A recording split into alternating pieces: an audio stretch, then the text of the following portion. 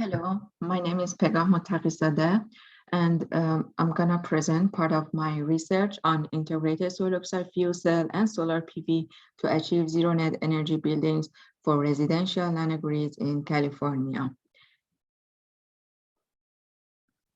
This is the outline of my presentation today, and I start by the motivation, climate change. We all know that California is a pioneer when it comes to climate goals. The Senate Bill 100 requires California to achieve 100% carbon neutral grid by 2045. So California has set many pathways to achieve these ambitious goals. We can see in this graph that the energy consumption by residential sector is projected to increase by 2 times by 2050. So California is planning to build as many as zero net energy buildings as possible. A zero net energy or ZNE building is a very efficient building that has a smart and efficient measures like insulation panels and lighting system that in general reduce the electricity demand or energy demand of the building. On top of that, there are some renewable energy sources on the building that can generate electricity for the building demand. If this electricity by renewable sources is not enough, then the building is able to import some energy from the grid.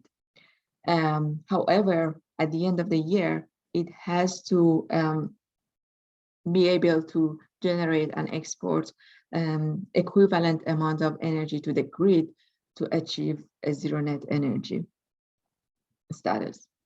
So on an annual basis, the total energy that is imported grid to the building has to be compensated by the electricity that is generated and exported to the grid from the building.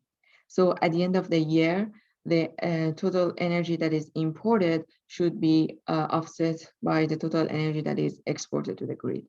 But how these total values of energy are calculated depends on these weight factors that are multiplied by the hourly energy import and export to the grid. These weight factors are different depending on the metric that we are using for our ZNE calculations. The basic method for it is site metric. In site metric, as we can see here, both electricity and natural gas has equal values. In other words, if the building is importing 1 unit of electricity or natural gas, it is enough for it to generate and export only 1 unit of electricity to offset that energy import. A more realistic method is source metric, where as we can see, the value of electricity and natural gas are not equal, because in this method, all the energy loss from the generation point to consumption point is also taken into consideration. So in order for the building to compensate for 1 unit of electricity, now it has to generate 3 units of electricity and export it to the grid. But for the natural gas, it still has to generate almost 1 unit of electricity. The third method, which is only used in California, is called time-dependent valuation of energy. This method is based on California's energy code for a building. As we can see here, the value of energy in this method is not constant over the time. It varies with time, and at sometimes it is high and sometimes it is low. And it also depends on the location of the building. So now that we know all these 3 metrics for ZNE calculations, I can introduce the system that we designed for an integrated SOFC, PV, and battery for a ZNE building. In this system, we are looking into a mixed fuel appliance residence where both electricity and natural gas are imported to the building's boundary to produce the electric and thermal demand thermal energy for the building. And in turn, in order to compensate for the imported energy, the electricity that is generated by fuel cell, PV, and battery has to be exported to the grid to achieve a ZNE. So for developing my model, I assumed some simplifications for the system. So for the first simulations, I assumed that there is no battery storage in the system. So only solid oxide fuel cell, which is actually a micro-combined heat and power, is running 24/7. And we also have a PV. I assume that this fuel cell is running at its nominal power or nominal condition in all the time. So as I said, since there is no energy storage in the system, the net metering method is using for energy import and exporting to the grid. With these assumptions, I made calculations based on the energy balance of the whole system and in each component, as we can see here. I don't go to the details, but next I want to explain the data that I required in order to do these simulations. As we can see in this map, California has 16 different climate zones. So I had to collect some data regarding the weather and the building load. And the first set of load data is for the building load. I collected the data for 16 climate zones of California. Here we can see the average electric hourly load of the building. For example, in climate zone 15, that is in a very hot region, we can see that the hourly electric data is really dynamic. For example, it is very high during the peak hours of summer months, while it is very low for climate zone 16, which is in a very cold region.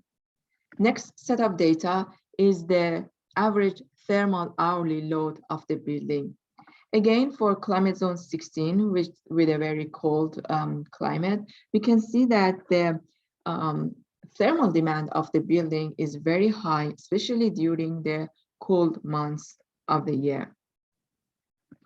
Next, I had to collect the time-dependent valuation of energy factors. So here we see the TDV factors of electricity.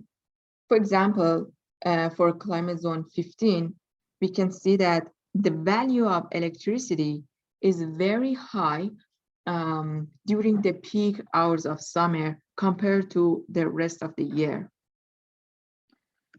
And finally, the TDV factors for the natural gas in residential buildings.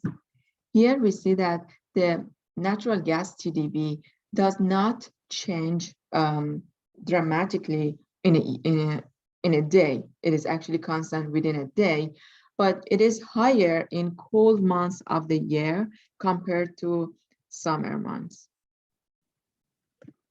Finally, in order to have a baseline for our comparisons, I decided to pick only one model for the solar PV, which I selected LG model, and also one model for micro-combined heat and power solid oxide fuel cell. I used BlueGen characteristics, which is a fuel cell that we have in our lab. So assuming all these, collecting all these data, now I can simulate my model for the design scenario, which is a mixed fuel scenario with a PV and solid oxide fuel cell on the side. I was also interested to see and compare the results of this scenario with other scenarios that don't have all these conditions. For example, I compare the results with these scenarios where we have all electric residents and with PV and SOFC on the side. So in this case, there is no natural gas coming to the system for its thermal demand. So the thermal demand of the building is either met by the heat from fuel cell or from the electric heater that are supplied by these electricity sources. Next, I compare the results with another scenario where I still have a mixed field residence, so I am importing natural gas from the grid, but it is only going to the boiler. So there is no source of fuel cell in this scenario, and only PV has to generate the electricity for the building. Finally, I compared the results with the case that I have an all-electric building. So everything is electrified, and there is no natural gas consumption for boiler or for solid oxide fuel cell. So all the thermal load of the building is added to its electric load. It has to be supplied by PV or the grid. Now that we have all these scenarios, the goal at this stage is to calculate the required size of PV in each scenario to achieve zero net energy building. Also, the reason for that is to evaluate the effect of having mixed fuel residence with a micro combined heat and power SOFC on a ZNE building. I used all the data for 16 climate zones and made the calculations for each climate zone for 4 scenarios. I have to mention that for each scenario, I used all these 3 ZNE metrics to see how they have an impact on the PV size. So in these bar charts, we can see the required PV capacity for each scenario to achieve a ZNE building. We can see the results for 16 climate zones of California at each with each scenarios. And within each climate zone, at each scenario, we see that the PV capacity is calculated for 3 different metrics of site, source, and TDV. We can see that by comparing the results, the design case, which is a mixed fuel appliance residence with PV and SOFC on the site, requires the smallest capacity of PV to achieve a zero net energy status.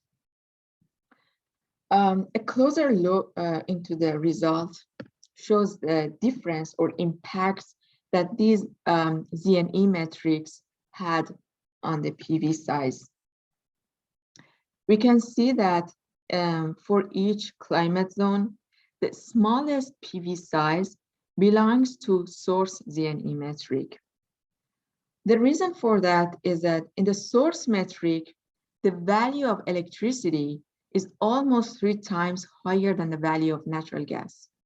And since in this scenario, we are importing a lot of natural gas, both for the fuel cell as a fuel and for the boiler for the thermal demand of the building, we have to compensate this imported natural gas with electricity that is generated by fuel cell and PV, which actually has 3 times higher value than natural gas. And that resulted in a lower size of PV to achieve ZNE. However, with the TDV metric, we saw a larger size for PV, still smaller than site metric, but larger than source metric. And the reason for that is that in California, the prediction of natural gas value show that the value of natural gas is actually not 1 anymore in the next 30 years, and it increases to 3.5 in a unitless basis. So the value or the ratio of the electricity to natural gas value is not 3 anymore, and it is actually lower than 3. And that is why we have higher size of PV required within this metric. The other important reason that we are having higher PV capacity with TDV metric is that the value of energy or electricity that the building is importing is very high during the peak hours of the day. So the energy import from the grid happens during the peak hours of the day, where the electricity has a very high value, as we can see in this chart. However, the building can offset this energy import during the midday, where there is a lot of solar energy generation, where the value of electricity is not as high as peak hour. So it requires a lot larger PV size to compensate for that energy that was imported to the building. So the next step is to see how using a battery energy storage and load shifting can actually result in a smaller capacity for PV to achieve a ZNE building in California. With that, I want to thank my advisor, Professor Jack Brower, and thank you for your time.